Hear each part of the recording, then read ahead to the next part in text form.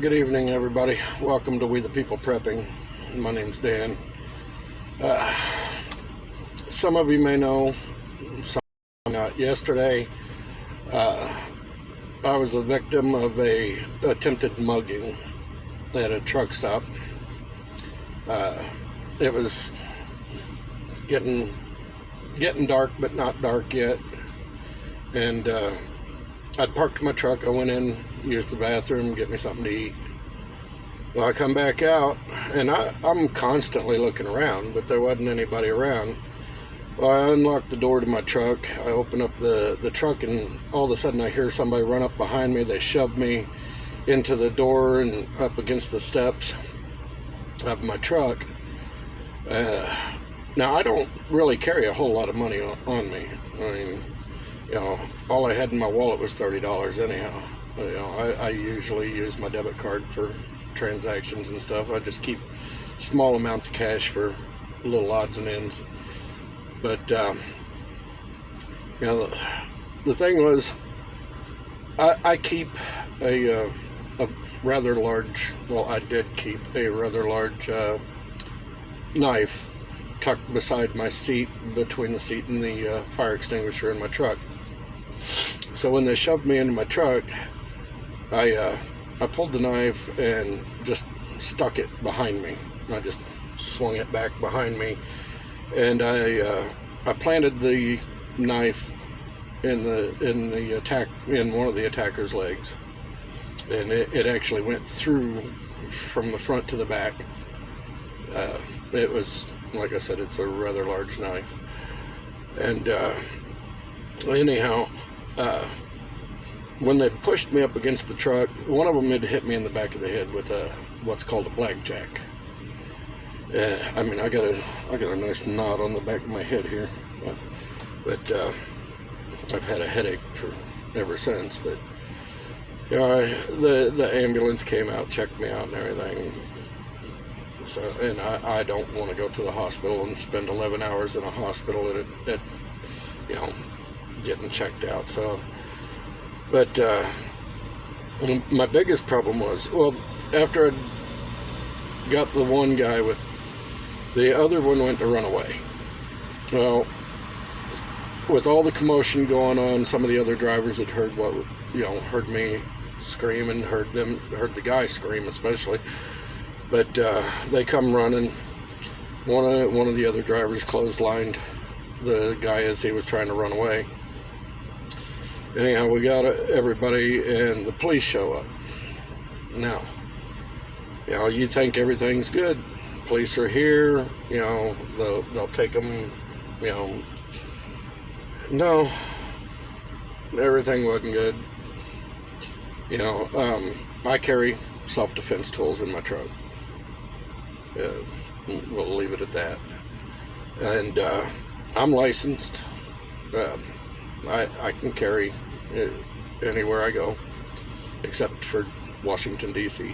I can't get a permit to carry there, so unless I'm actually guarding a senator or some bullshit like that. But anyhow, back to the story.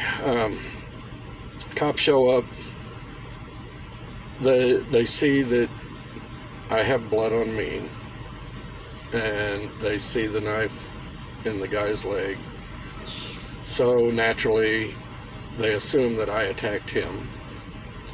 Surprise, surprise. So the first thing the cops do is they come over, you know, make me get up against the vehicle. They frisk me. They put me in handcuffs. Then they take me to the back of the squad car, and then put me in there, and they're standing there talking to me while I'm sitting in the back of the squad car. And they wanted permission to search my truck, which really they don't have to have permission, you know, if they're a DOT certified police officer. Now, in order to search my bunk, if the curtains are closed, they have to get a warrant. But anyhow, they searched my truck. They found my self-defense tools. They confiscated them. And I told them flat out, look, I have license to carry across country and concealed and everything. And they didn't care. They still confiscated them, took them. You know, they were gonna take me to jail, but the other drivers that had come to my assistance decided to speak up and let them know, look, he's the driver. He was the one attacked and so forth. You know, and they arrested the other two and took the one to the hospital. You know, but it was quite a nightmarish ordeal last night. Anyhow, they finally released me, and I was able to go on down the road. And, you know, I'd spent like 3-4 hours on all that, you know, so that put me behind schedule on everything. My point of this is, I mean, it was bad enough I was getting mugged by criminals, but then the police come and mugged me. You know, so I contacted a lawyer today, and my lawyer contacted the police department of the city that took my self-defense weapons, and he told them, look, he's permitted to carry everywhere he goes. You know, and there's no laws restricting a firearm, carrying a firearm, or any other weapon in a big truck. Okay, so he tells them, look, either you return the self-defense tools, you know, the firearms and knives and all that, or we will file a lawsuit. So this afternoon I got a call from them telling me I can come and pick up my self-defense tools, and you know, the problem is it's going to be next week or so before I get up there to get them. But they never should have confiscated them to begin with, because I am legal, you know. And then but see, I know the rules. I've done this job for a long time.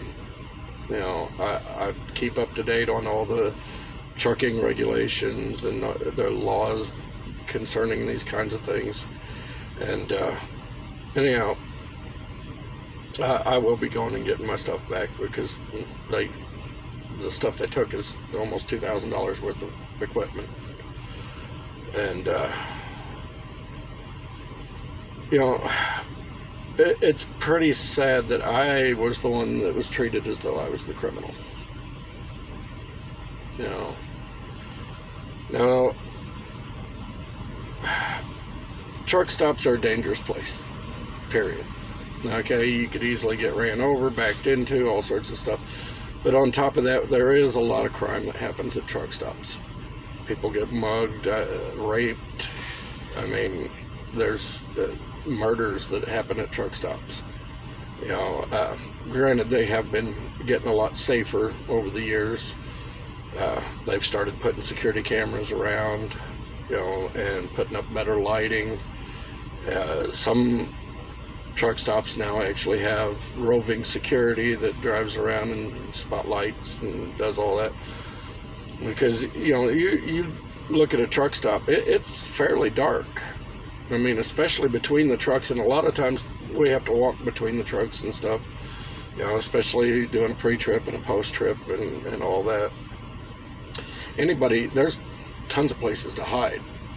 You know, I mean, you could be hiding on the catwalk, which is a platform behind the cab of the truck, between the cab and the trailer. You could be hiding in there behind the fairings, which are the little wings that extend back, and jump down on top of somebody as they're walking through, you know, or while they're doing a pre-trip or post-trip, you know. Here over the last few years, there have been a lot of murders at truck stops.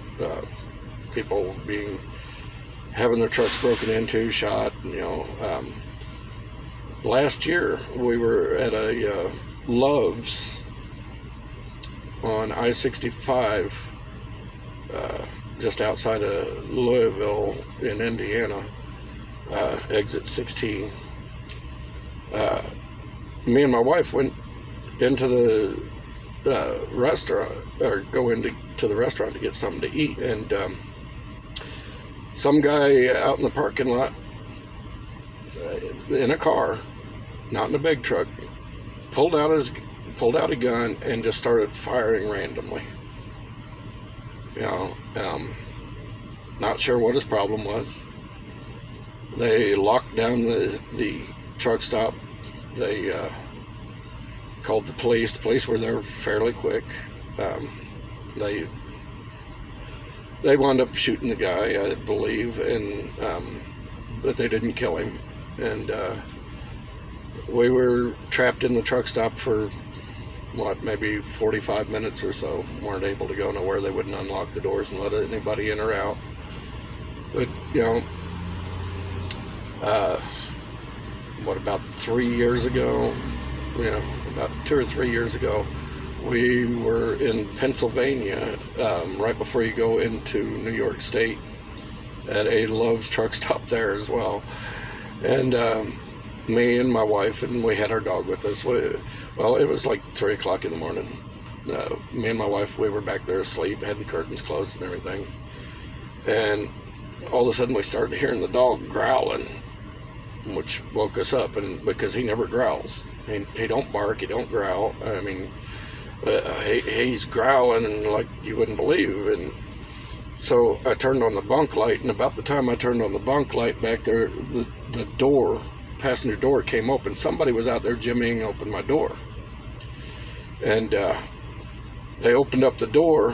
I jumped out of bed, I grabbed a knife. I'm standing there butt naked with a Bowie knife, which is a scary sight in itself. But the dog, I mean, I'd never seen him like this. His teeth were bared, he was drooling, his hair was standing on end. I mean, he was poised to attack. And all of a sudden you hear, "Oh shit," and the door slammed shut. Well, I ripped the curtain open and I looked, and he was done and gone, whoever it was. But I mean, this guy was breaking into my truck in the middle of the damn night while we were asleep. So truck stops are a extremely dangerous area. I've been attacked a few times. I lost my teeth at a truck stop.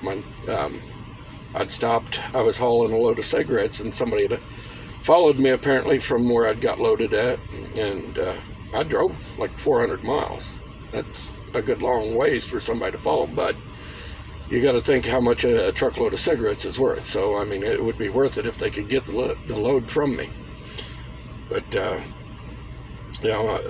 I climbed out of the truck to go in and get me something to eat, and as soon as I turned around, I got hit in the mouth and the face area here with a tire thumper, and it knocked out all my top teeth, snapped them right off. I've never gone in to have them fixed yet. I'm going to go this year and have them all pulled and be done with it. But some stuff transpired after that, because I couldn't see, but I did have a knife, and I just started swinging. And let's just say I wound up spending 2 weeks in county lockup till they could clear me of murder charges. But my truck was impounded and all that. But yeah, it was a nightmare. And I've got scars all inside my mouth where they had to put my mouth back together. And my bottom lip had been ripped away from the gums. My top lips and everything were all swollen out and busted up. And I don't think I could get a good enough close-up to show you. But yeah, it's a nasty mess in there. Hell, I bit off part of my tongue when they hit me. But people don't realize just how dangerous this profession is. I mean, and that's just the stuff that happens at truck stops. It's not the stuff that happens at shippers, receivers, on the interstate, at pickle parks. For those of you that don't know what a pickle park is, that would be your rest areas. That's a pickle park. I mean, sex trafficking is, outrageous, especially around some of the bigger cities. out to the west especially. I actually had a run-in with sex trafficking. Where was I? I was somewhere in Nevada. I don't remember where. It's been a while back, but this young girl come knocking on my truck door.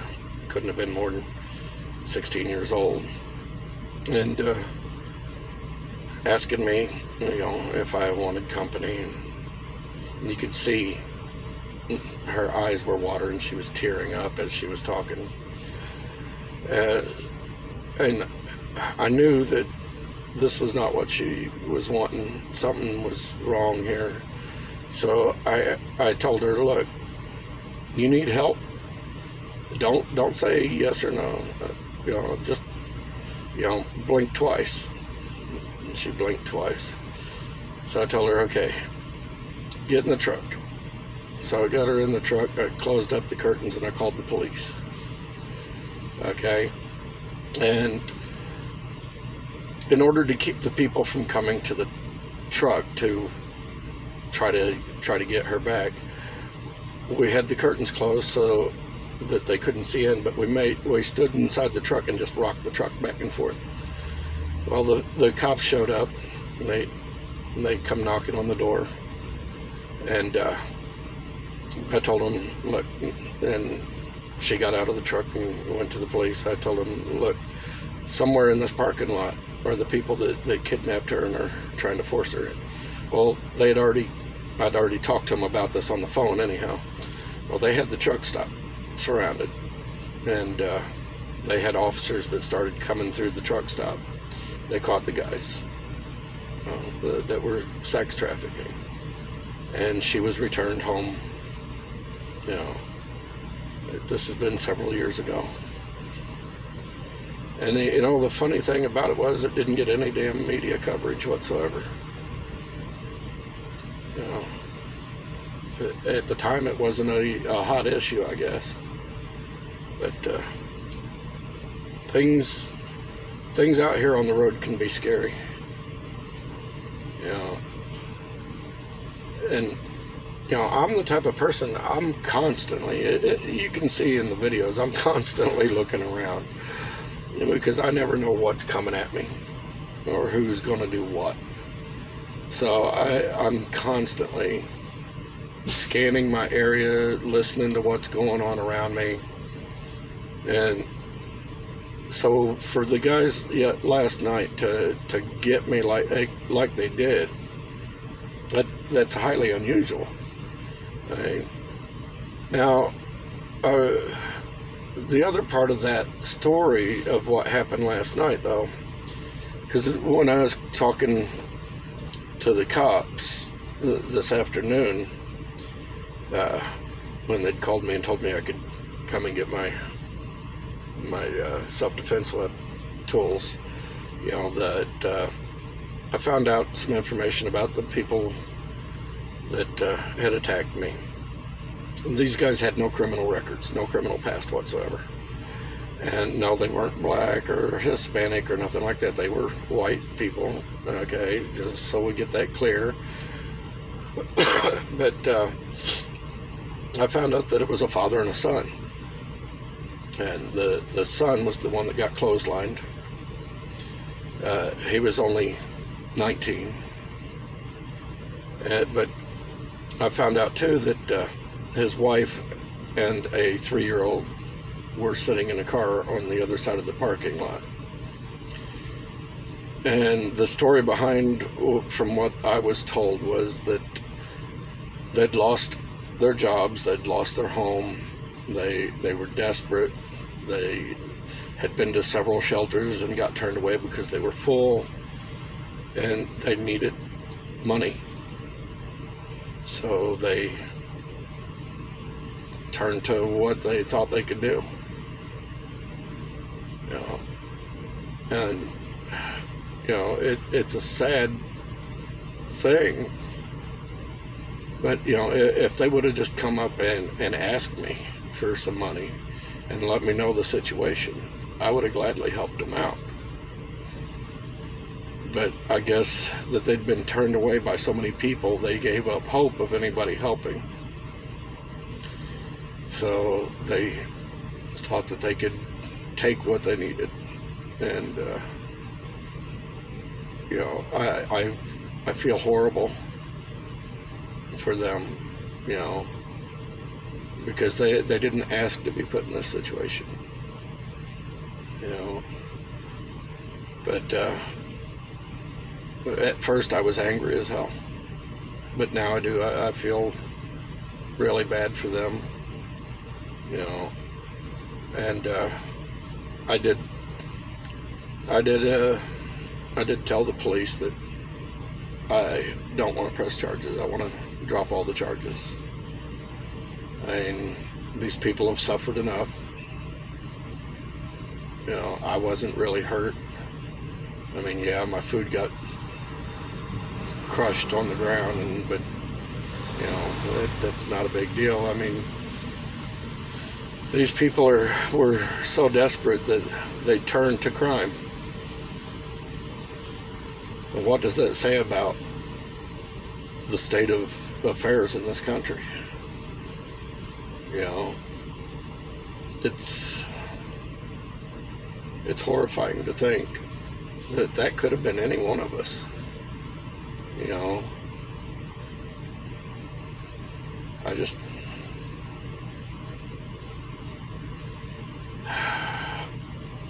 you know, some people don't have anybody else to turn to. They were caught unaware, off guard, unprepared, and they lost everything. And they're out here. I see them all the time, out here on the streets. I see people that don't look like they belong on the streets whatsoever. You know, they're wearing nice clothes. They're, you know, I see them sleeping in cars and trucks, and I think to myself, I'm like, my God, I've been there. I couldn't imagine having to do it with children. You know, it's scary. And it's going to get a lot worse. You know, I mean, I don't see the state of things getting any better, especially under the current administration. I see things just falling apart. I mean, even me with the job that I have, the kind of money I make, I'm barely eking by. You know, I'm trying to help other people in my family, trying to help some strangers even. Right now, I'm stretching myself so thin I'm barely able to keep my lights on. But by me doing what I'm doing, I'm keeping other families that I'm helping, keeping them from having to become so desperate that they would do like these two men yesterday did. You know, there comes a point in everybody's life, you know, where there are hard decisions that they have to make. You know, and these people came to a point where they had to make a hard decision, and it may have been against their morals. It may not have been who they are. I mean, but they were desperate. So we all need to think about the desperation makes people do things that they normally would never think of doing. But this has been Dan with We the People. I hope that you've got something from what I've told you tonight. If you like my content, please subscribe, hit the thumbs up, you know, the like button. ring the little bell icon so that you're notified when I upload a new video. And you know, try to stay safe. If you have any questions on anything that you know, or need help with anything, feel free to email me. I'll do my best to give you the answers to your questions, help you any way I can. If you feel that you want to contribute to help me to grow my page or get the equipment that I need or whatever, there will be links where you can do that in the description as well. But this has been Dan. I wish each and every one of you a blessed night. Stay safe. Bye.